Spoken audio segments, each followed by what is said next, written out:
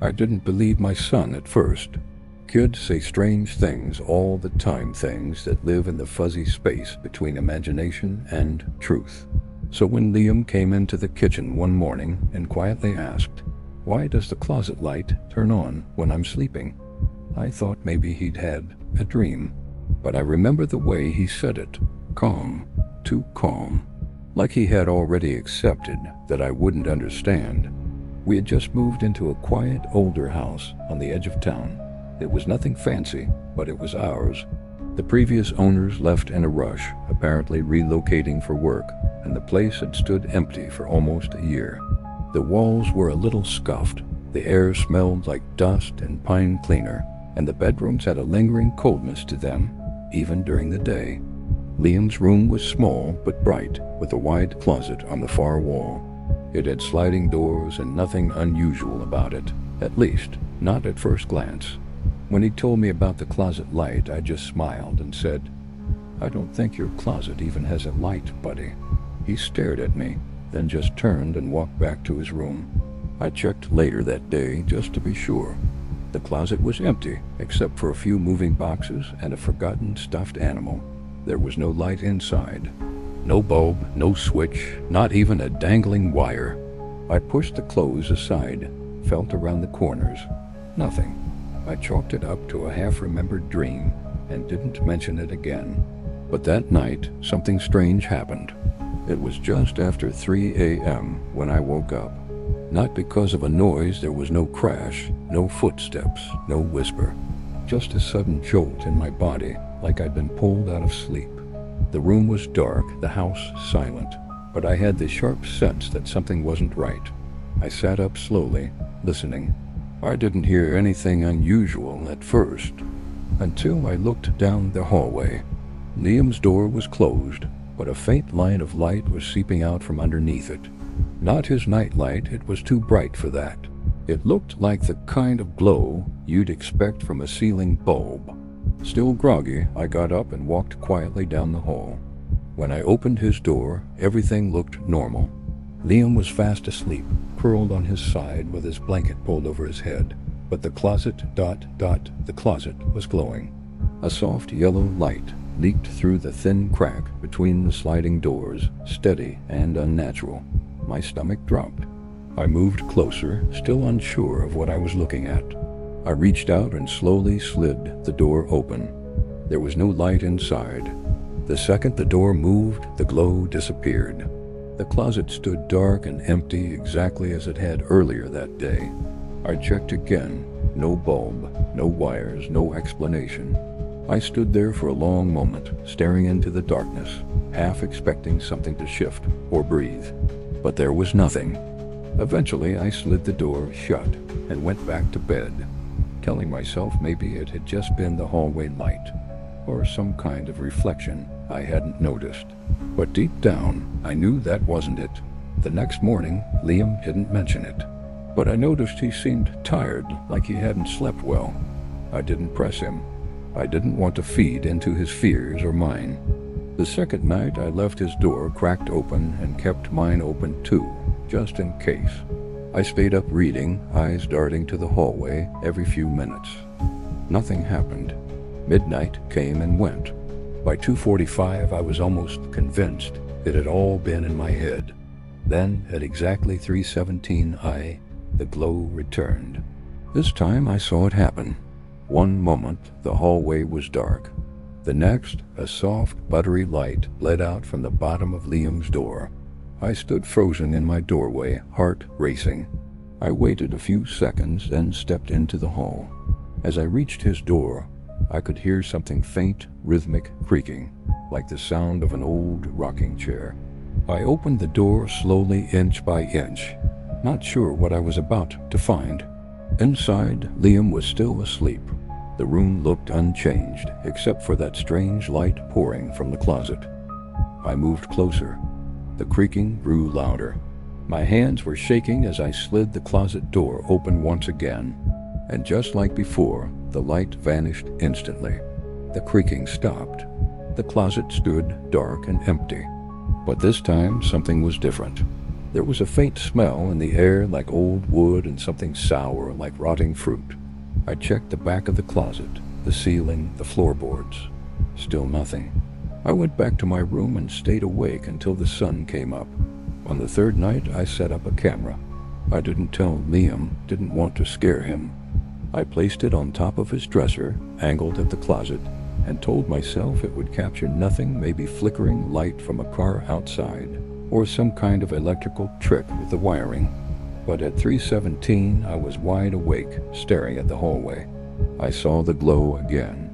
I wanted to rush in, but I forced myself to stay put, to let the camera do its job. The next morning, I waited until Liam was at school before checking the footage. What I saw still makes my skin crawl. At 3:17 a.m., the closet lit up exactly as I remembered, but it didn't flicker on like a normal light. It spread like something unfolding from inside. The glow grew brighter until the camera lens struggled to focus. Then, slowly, one of the sliding doors moved, not fully open, just a few inches, and something stepped forward. It didn't come out of the closet, it just leaned, a shape, tall, impossibly thin, its head tilted downward, as if studying Liam. Its limbs were wrong, too long, too still. It didn't breathe, it didn't sway, it just hovered there, inches from the opening. Watching, I scrubbed back and forth through the clip. The figure never moved. It just stood there for 9 minutes until the light vanished at 3:26 and the door slid shut all by itself. I don't know what it is. I don't know how it got there or what it wants. But I know this much now. The closet doesn't have a light, and yet at 3:17 every night it turns on, and something inside turns with it.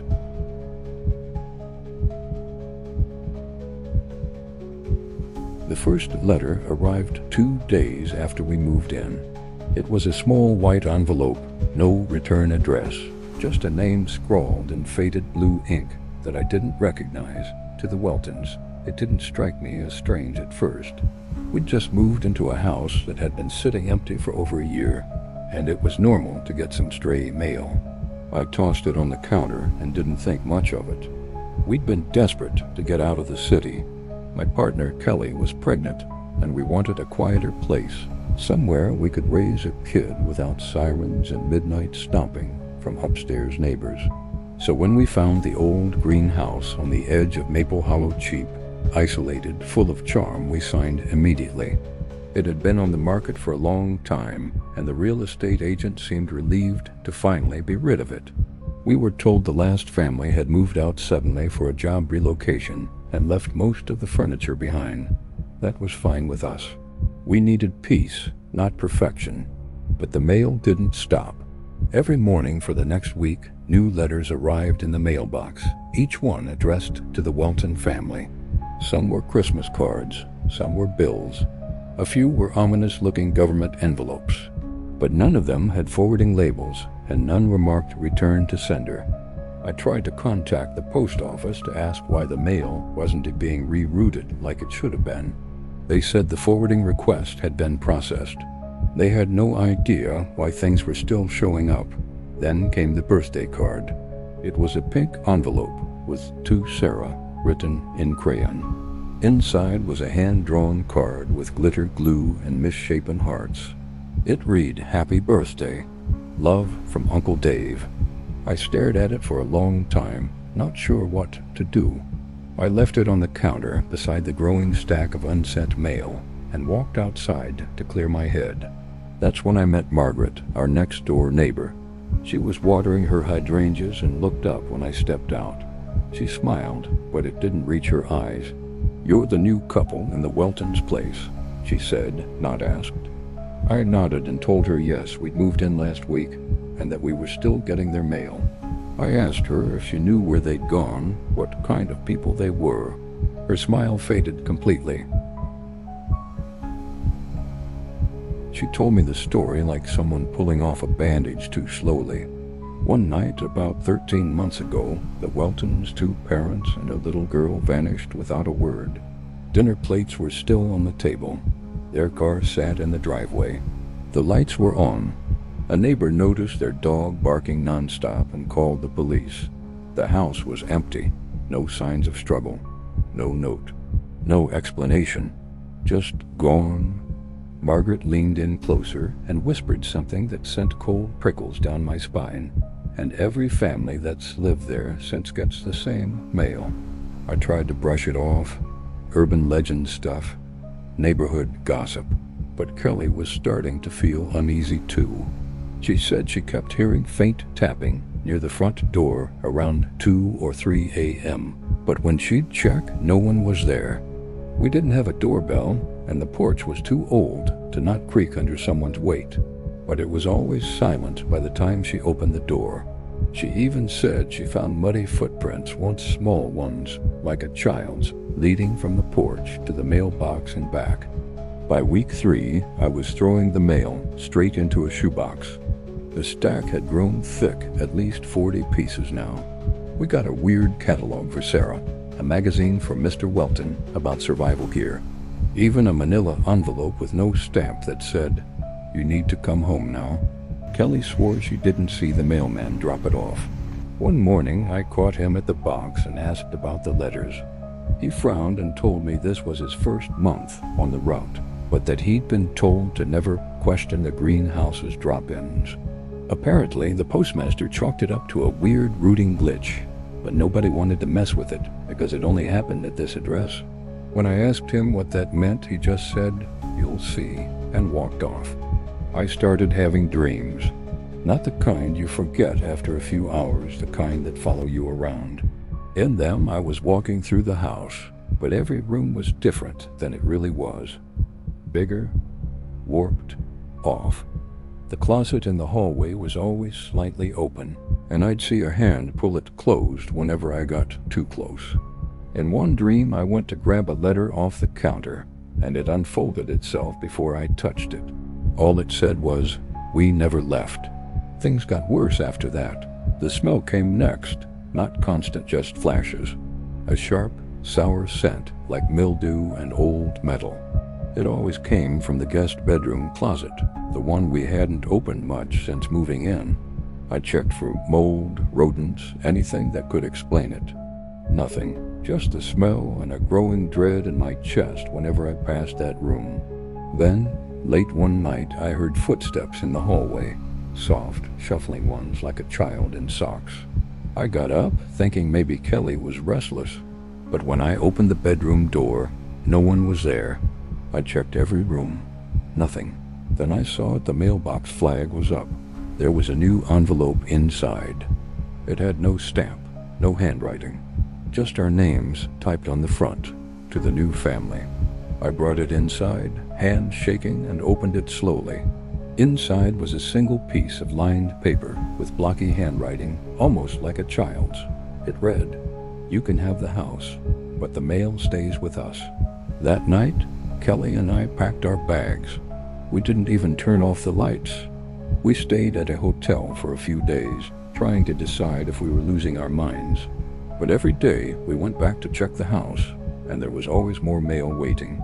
Sometimes just one envelope, sometimes 5, all addressed to the Weltons, and now sometimes to us. We sold the house at a loss. We didn't care. We left the shoebox full of letters on the kitchen counter and never looked back. But yesterday, at our new address, I found a white envelope in the mailbox. No return address, just 2 words in blue ink. To Sarah.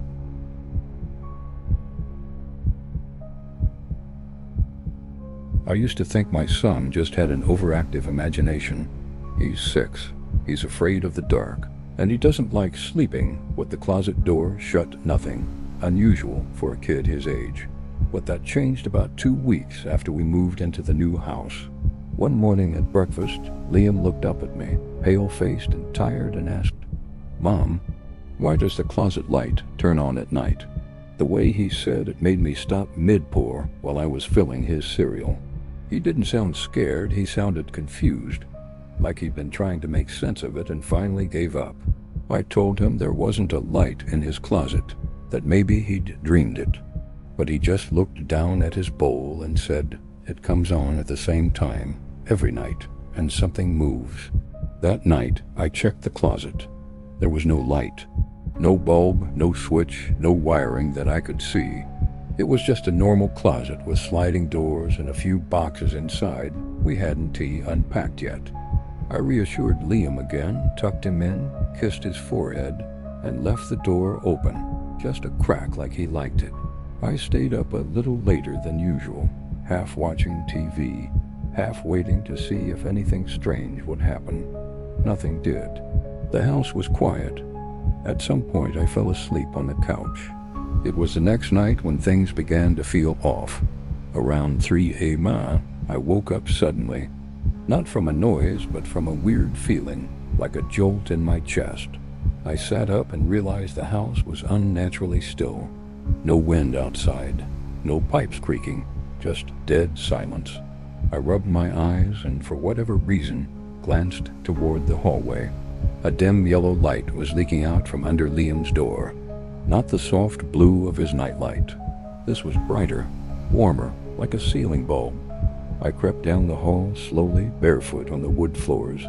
As I reached his room, I pressed my ear to the door. Nothing. Then I pushed it open. Liam was asleep in bed, his blanket pulled up to his chin. His chest rose and fell evenly. But the closet, it was glowing. A thin line of yellow light was visible between the sliding doors, steady and unnatural. I walked toward it slowly, every nerve in my body awake now. I slid the door open. The light vanished instantly. The closet was dark, empty. I stood there in silence, waiting for, I don't even know what. A breath, a sound, a shadow, but nothing happened. I went back to bed, telling myself maybe it had been a passing car or some trick of my own tired brain. But I couldn't sleep. And the next morning, Liam asked me why I'd closed the closet door when the thing inside doesn't like that. By the third night, I decided to set up a camera. I had an old baby monitor with night vision, so I placed it on top of Liam's dresser, pointed directly at the closet. I told him it was just to prove there was nothing scary in his room, and he nodded quietly. That night, I stayed awake in bed, watching the monitor feed on my phone. The screen dimmed low. I watched him turn over, adjust his blanket, then finally settle. At 3:17 a.m., the dot, the light appeared. I didn't see it come on, I saw it grow. Like something was swelling behind the doors, pushing the light through the cracks. On the screen, Liam remained still, but the closet doors were no longer flush. One was cracked open just enough for the light to spill through, and that's when I saw it. At first, it was just a shift, like the shadow of an arm or a leg brushing against the frame. But then it leaned forward slowly, like it was sniffing the air. The image flickered slightly, and I thought the feed might cut out, but it held. The thing inside was crawling. It didn't step out. It crawled out. First, a hand long and pale, fingers curled like it didn't know how to use them. Then an arm. Then the rest of it. The shape was human, or at least trying to be. It dragged itself halfway out of the closet, and just stopped there, limbs twisted underneath it like a broken puppet. Its head turned slowly, tilting side to side like it was listening for something. Then, in one jarring motion, it jerked its body upward and stood unnaturally tall, neck bent low, its face never quite visible in the grainy footage. And for the next minute or two, it just watched Liam. It didn't move. It didn't breathe. It just stood silently, staring at my son while he slept. Then, just as suddenly, it twisted its limbs back under itself and crawled in reverse back into the closet. The door slid shut behind it, the light blinked out, and the room went dark again. I watched the footage 10 times that morning. My hands were shaking by the third. I showed Kelly when she woke up. She screamed and demanded we leave the house immediately. But we didn't have anywhere to go. We had barely finished unpacking. I didn't want to believe it. I wanted to think it was some kind of glitch, a bizarre camera artifact, anything but real. But deep down, I knew. We've been staying in the master bedroom with Liam since then. I refused to let him sleep in that room alone. I've blocked off the closet with a dresser and covered the doors in masking tape. Not that I think it matters. We've contacted the landlord, no response. We even asked neighbors if they knew anything about the previous tenants. One of them just looked at us, then glanced up at the second floor and said, "I always wondered why that window stayed lit at night, even after they left. Every night at 3:17, the closet tries to open. I've taken to setting alarms just to check. No matter how we seal it, no matter how quiet the house is, I always find the same thing at 3:17, the closet slightly ajar, the tape peeled upward and Liam tossing in his sleep. I deleted the footage after a week. I don't need to see it again. I already know what's there, and I don't think it's coming out of the closet anymore. I think it's waiting for someone to come in."